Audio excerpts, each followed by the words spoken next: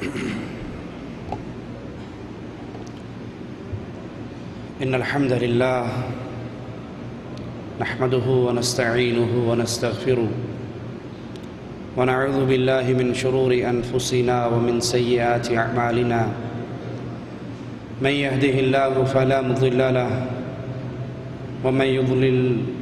فلا هادي له أشهد أن لا إله إلا الله وحده لا شريك له وأشهد أن محمدًا عبده ورسوله أما بعد أعوذ بالله من الشيطان الرجيم بسم الله الرحمن الرحيم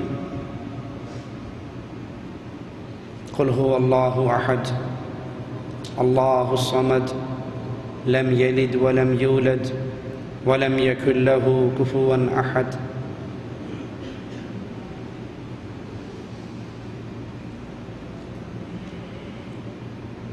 ہماری یہ زندگی جو اللہ مالک کی طرف سے دی ہوئی پہلی اور آخری مہلت ہے، ہر گزرتے ہوئے لمحے کے ساتھ اپنے اختتام کی طرف جا رہی ہے۔ ہر ڈوبنے والا سورج مجھے اور آپ کو قبر کے مزید قریب کر رہا ہے۔ خوش نصیب ہے وہ انسان جس کے سفر کا اختتام اللہ کی جنت پر ہو۔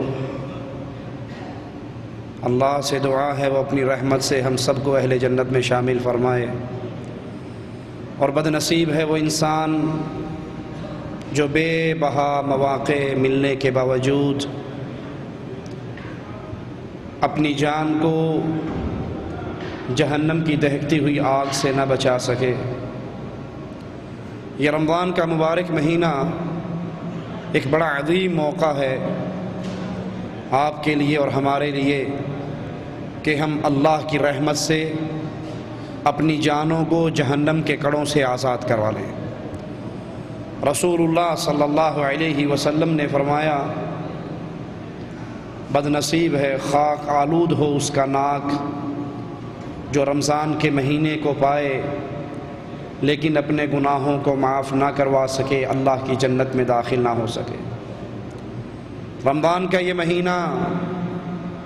جس کے اندر مالک عز و جل چھوٹے چھوٹے عملوں سے انسانوں کی زندگیوں کے بڑے بڑے گناہوں کو معاف کر دیتا ہے۔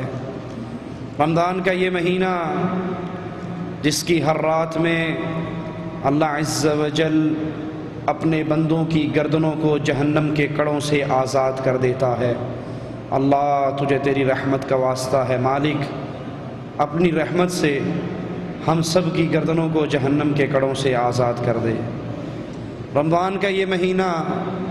جس کے اندر نیکییں کمانے کا اتنا موقع ہے کہ رسول اللہ صلی اللہ علیہ وسلم فرماتے ہیں، اس ماہ کے اندر جو انسان روزہ رکھ لے ایمان کی حالت میں ثواب کی امید پر، اللہ عز و جل اس کی زندگی کے گناہوں کو معاف فرما دیتا ہے۔ رسول اللہ صلی اللہ علیہ وسلم فرماتے ہیں، جو انسان اس مہینے میں رات کو قیام کر لے، تراویح پڑھ لے، تو اللہ عز و جل اس کی زندگی کے گناہوں کو معاف کر دیتے ہیں۔ اگر اس نے یہ نماز حالت ایمان میں پڑھی ہے، ثواب کی امید سے پڑھی ہے، رسول اللہ صلی اللہ علیہ وسلم فرماتے ہیں، کوئی شخص شب قدر کو جاگ لے، عبادت کر لے اللہ عز و جل کی، تو ایک رات کی عبادت سے اللہ مالک اس کی زندگی بھر کے گناہوں کو معاف کر دیتا ہے۔ کتنا ہے وہ بد نصیب جس نے یہ مہینہ پایا، یہ ایام پائے، اور پھر بھی وہ اللہ عز و جل سے معافی نہ پا سکا، اپنی گردن کو جہنم کے کڑوں سے آزاد نہ کروا سکا۔ یہ بد نصیب انسان ہے۔ آئیے دیکھیے وہ کیا وجہ ہے کہ نماز پڑھنے والے، روزہ رکھنے والے، حج کرنے والے، زکوٰۃ دینے والے، صدقہ دینے والے، جہاد کرنے والے پھر بھی اللہ کی جہنم میں داخل ہوں گے، پھر بھی وہ اللہ سے معافی کا پروانہ نہ پا سکیں گے، ان کے نامہ اعمال ان کے دائیں ہاتھ میں نہیں آئیں گے۔ کیوں؟ کیا یہ ہو سکتا ہے انسان نماز پڑھے اور جہنم میں جائے؟ انسان روزہ رکھے اور جہنم میں جائے؟ انسان حج کرے اور جہنم میں جائے؟ انسان جہاد کرے اور جہنم میں جائے؟ انسان صدقہ اور خیرات دے اور پھر جہنم میں جائے؟ کیا یہ پاسیبل ہے؟ کیا یہ ممکن ہے؟ ہاں میرے پیارے بھائی، اگر نماز پڑھنے والا، روزہ رکھنے والا، حج کرنے والا، زکوٰۃ دینے والا، جہاد کرنے والا لا الہ الا اللہ کو نہیں پہچانتا، محمد الرسول اللہ کی مفہوم کو نہیں سمجھتا، تو اس کی نماز، اس کا روزہ، اس کا حج، اس کی زکوٰۃ، اس کا صدقہ و خیرات اللہ کے دربار میں اس کے لیے ترازو ہی نہیں لگے گا، اس کو تولا ہی نہیں جائے گا اگر اس کے پلے میں دو چیزیں نہیں ہیں۔ اس بات کو دوسرے لفظوں میں یوں سمجھ لیجئے، آپ جو یہ روزہ رکھ رہے ہیں، آپ حج کر رہے ہیں، آپ زکوٰۃ دے رہے ہیں، آپ جہاد کر رہے ہیں، آپ نمازیں پڑھ رہے ہیں، یہ ساری نیکیاں اللہ کے دربار میں قبولیت کا شرف کب پائیں گی؟ کس کی قبول ہوں گی؟ بنیادی شرط جس کی اللہ سے محبت ہو، جس کی اللہ سے دوستی ہو، جس کا اللہ سے رشتہ ہو، جس کا اللہ سے تعلق ہو، اس کی تو یہ محنتیں اللہ کے درگاہ میں، اللہ کے دربار میں قبول ہوں گی، اللہ ان کو پسند فرمائے گا۔ اور جس کی اللہ سے دوستی نہیں، دشمنی ہے، پیار نہیں، نفرت ہے، اپنا نہیں پرایا ہے، تو پرائے کا ہدیہ کوئی قبول نہیں کیا کرتا۔ اللہ کی دوستی کس سے ہے؟ جس نے اللہ کے نبیوں کی بنیادی اور پہلی دعوت کو سمجھا، یہ اللہ کا پیارا ہے۔ محمد الرسول اللہ صلی اللہ علیہ وسلم سفر سے لوٹ رہے، رات جنگل میں پڑاؤ کرتے ہیں، فجر کے وقت ایک چرواہا جو جنگل میں بکریاں چرا رہا ہے، وہ اپنی چراگاہ میں ہی کھڑے ہو کر آواز لگاتا ہے، اللہ اکبر، اللہ اکبر۔ رسول اللہ صلی اللہ علیہ وسلم جو ہی اس کی یہ بات سنتے ہیں، آپ کی زبان مبارکہ سے جملہ نکلتا ہے، انت علی الفطرہ، تو فطرت سلیم پر ہے،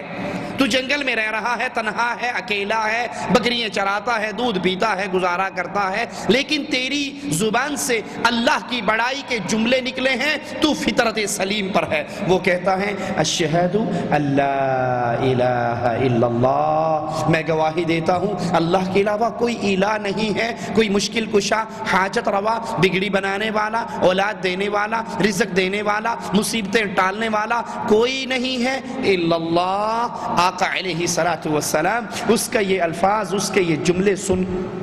سن کر فوراً کہتے ہیں، نجوت من النار، تو لا الہ الا اللہ کے اقرار کر کے اپنی جان کو جہنم کے کڑوں سے آزاد کروا چکا ہے۔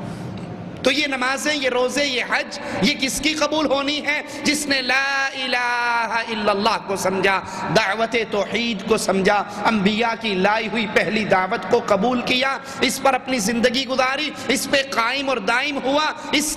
کی محنتیں قبول ہیں، اس کے روزے قبول ہیں، اس کو نماز مبارک ہو، یہ وضو کر کے 2 رکعتیں نماز بھی پڑھ لیتا ہے، تو امام الانبیاء، امام اعظم فرماتے ہیں، جس نے میرے طریقے پہ وضو کی اور پھر 2 رکعت نماز ادا کی، اللہ عز و جل اس کے گناہوں کو معاف فرما دیتا ہے۔ جس نے توحید کے مفہوم اور معانی کو سمجھا، اور جس نے نماز جاری رکھی، روزہ جاری رکھا، حج جاری رکھا، لیکن یہ نہیں سمجھا کہ توحید کیا ہے، لا الہ الا اللہ کی ڈیمانڈ کیا ہے، اللہ کی وحدانیت کیا ہے، وہ نماز بھی پڑھ رہا ہے اور آذان سے پہلے آواز بھی لگا رہا ہے، الصلاۃ والسلام علیک یا نور من نور اللہ، محمد اللہ کے نور کے ٹکڑے ہیں، ہمارے حضرت علی اللہ کے اندر سے نکلے ہیں، فلاں اللہ میں حلول کرتا ہے اور فلاں اللہ میں فنا ہو جاتا ہے، وہ اللہ کو اس کی ذات اقدس میں تنہا، یکتا، اکیلا نہیں مانتا۔ اب یہ روزے دار ہے، یہ نمازی ہے، یہ پرہیزی ہے، یہ جہادی ہے، یہ صدقاتی اور خیراتی ہے، اللہ کی قسم اس کی کوئی محنت اللہ کے دربار میں قبول نہیں ہونی، کیونکہ اس نے اللہ کی ذات کو ہی نہیں سمجھا، جو اپنی ذات میں اکیلا